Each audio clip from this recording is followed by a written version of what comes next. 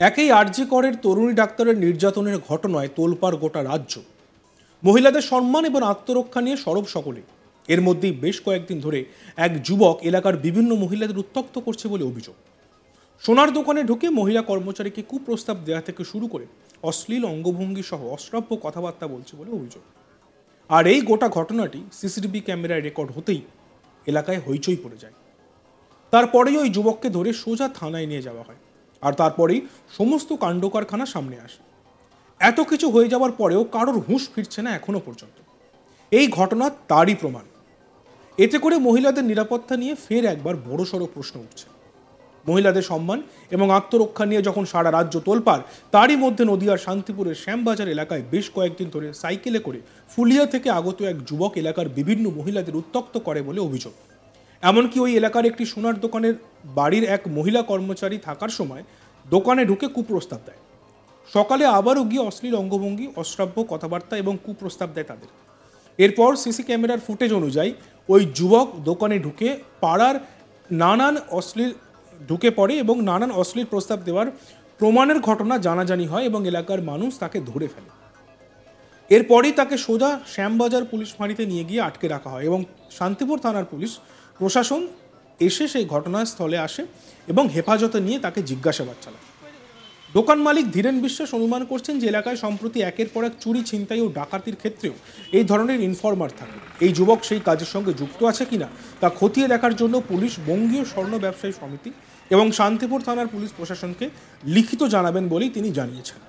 আমরা শুনে নিই দোকান মালিক ধীরেন বিশ্বাস কি বলছেন এই বিষয়ে। মানে এই ছেলেটি কতদিন ধরে এরকম উত্তপ্ত করে বা দোকানের প্রতি খেয়াল রাখে? ছেলেটা মাঝে মাঝে আগে হয়তো এসছিল, হ্যাঁ, মেয়েরা বললো, তা আগে আসতো। তা কালকে হট করে মানে ও দোকানের আশেপাশে একটু ঘোরাঘুরি করছিল। ঘোরাঘুরি করার পরে আমরা সিসিটিভি ক্যামেরায় দেখলাম। তারপরে ও দোকানে ঢুকলো, দোকানে আসলো আর কি, এসে দোকানের সামনে দিয়ে আস্তে আস্তে ঢুকলো। ঢুকে দুয়ারের মধ্যে দাঁড়িয়ে আমার মেয়ে আর প্লাস আমার যে দোকানে ছিল আমার কর্মচারী, একটা মহিলা কর্মচারী, ওদের এমন কিছু প্রস্তাব মানে দিল, কুপ্রস্তাব। এতে করে ওরা মানে একদম ভয়ে মানে একদম জড়সড় হয়ে গেছে। তাই তখন হচ্ছে সঙ্গে সঙ্গে চেঁচামেচি করলো, করার পরে ও তো চলে গেল। হ্যাঁ, তারপরে আমরা গেলাম, যে ঘটনা জানলাম। তারপরে আমরা সিসিটিভি ক্যামেরা দেখলাম।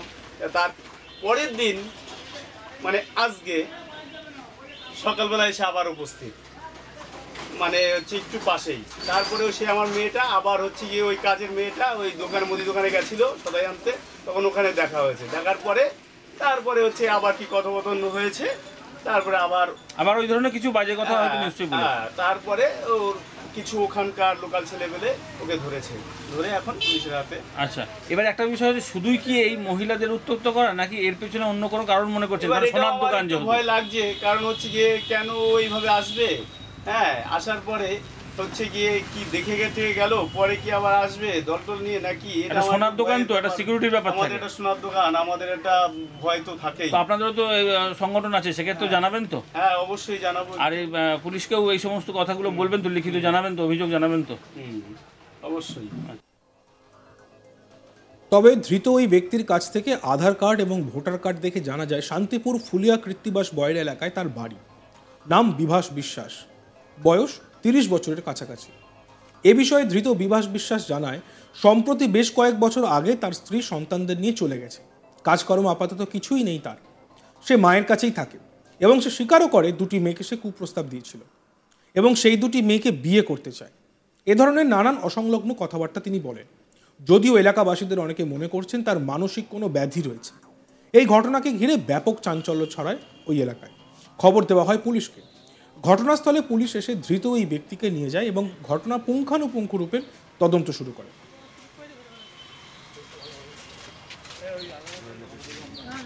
এ বিষয়ে আমাদের প্রতিনিধি বিশ্বজিৎ ব্যানার্জির প্রতিবেদন আমরা দেখব। এলাকায় বিভিন্ন মেয়েদের উত্ত্যক্ত করা এবং সোনার দোকানে ঢুকে মহিলা কর্মচারীদের কুপ্রস্তাব দিত এক ব্যক্তি। দোকানের মালিকের অনুমান ডাকাতির ইনফরমারও হতে পারে ধৃত ব্যক্তি। সে বর্তমানে পুলিশ হেফাজতে। মহিলাদের সম্মান এবং আত্মরক্ষা নিয়ে যখন রাজ্য তোলপাড়, তারই মধ্যে নদিয়ার শান্তিপুর বাজার এলাকায় বেশ কয়েকদিন যাবৎ সাইকেল করে ফুলিয়া থেকে আগত এক ব্যক্তি এলাকার বিভিন্ন মহিলাদের উত্ত্যক্ত করে বলে অভিযোগ। গতকাল ওই এলাকায় একটি সোনার দোকানে বাড়ি এক নাবালিকা কন্যা এবং মহিলা কর্মচারী থাকার সময় দোকানে ঢুকে কুপ্রস্তাব দেয়। সকালে গিয়ে অশ্লীল অঙ্গভঙ্গি করে। সিসিটিভি ক্যামেরায় ওই ফুটেজ অনুযায়ী দেখা যায় এলাকার মানুষজন তাদেরকে ধরে ফেলে। শ্যামবাজার পুলিশ ফাঁড়িতে নিয়ে যায়। শান্তিপুর থানার পুলিশ তাকে তাদের হেফাজতে নেয়। দোকানের মালিক ধীরেন বিশ্বাসের অনুমান ও অভিযোগ এরা বিভিন্ন চুরি, ডাকাতি এবং ইনফরমার হিসাবে কাজে যুক্ত আছে নাকি সেটা ভালো করে দেখতে হবে। লিখিত অভিযোগও জানাবেন বঙ্গীয় স্বর্ণ ব্যবসায়ীরা। ওই ব্যক্তির নাম বিভাস বিশ্বাস, বয়স 30, আধার কার্ড এবং তার বিভিন্ন কার্ড থেকে এই নাম দেখা গেছে। এলাকায় বিভিন্ন মেয়েদের উত্ত্যক্ত করা এবং সোনার দোকানে ঢুকে মহিলা কর্মচারীদের কুপ্রস্তাব দিত সে। দোকানের মালিকের অনুমান ডাকাতি ইনফর্মও হতে পারে। ধৃত ব্যক্তি সে বর্তমানে পুলিশ হেফাজতে। মহিলাদের সম্মান এবং আত্মরক্ষা নিয়ে যখন সারা রাজ্য তোলপাড়, তারই মধ্যে নদিয়ার শান্তিপুর শ্যামবাজার এলাকায় বেশ কয়েকদিন যাবৎ সাইকেল করে ফুলিয়া থেকে আগত এক ব্যক্তি এলাকার বিভিন্ন মহিলাদের উত্ত্যক্ত করে বলে অভিযোগ। গতকাল একটি এলাকায় ঢুকে সোনার দোকানে বাড়ির এক নাবালিকা কন্যা ও মহিলা কর্মচারী থাকার সময় দোকানে ভেতরে ঢুকে কুপ্রস্তাব দেয় এবং তারপরে সকালে গিয়ে অশ্লীল অঙ্গভঙ্গি করে। সিসি ক্যামেরায় সেই ফুটেজও দেখা গেছে। এই ধরনের ঘটনায় যথেষ্ট চাঞ্চল্য পড়েছে শান্তিপুর এবং বিভিন্ন আশেপাশে এলাকায়। বেশ কয়েকদিন ধরে বিভিন্ন চুরি এবং ছিনতাইয়ের ঘটনা ঘটছিল। অনেকের অনুমান এরা বিভিন্ন ইনফরমার হিসাবেও কাজ করে। তবে শান্তিপুর থানার পুলিশ এটা খতিয়ে দেখছে ওই ব্যক্তিকে তাদের হেফাজতে নিয়ে। এ ধরনের ঘটনায় যথেষ্ট যেমন চাঞ্চল্য পড়েছে, তেমনি সারা রাজ্য তোলপাড় যখন তার মধ্যে নদিয়ার শান্তিপুর শ্যামবাজার এলাকায় বেশ কয়েকদিন যাবৎ সাইকেল করে এক ব্যক্তি ফুলিয়া থেকে এসে এই ধরনের মহিলাদের উত্ত্যক্ত এবং নানা কুপ্রস্তাব দেওয়াতে যথেষ্ট চাঞ্চল্য ছড়িয়েছে।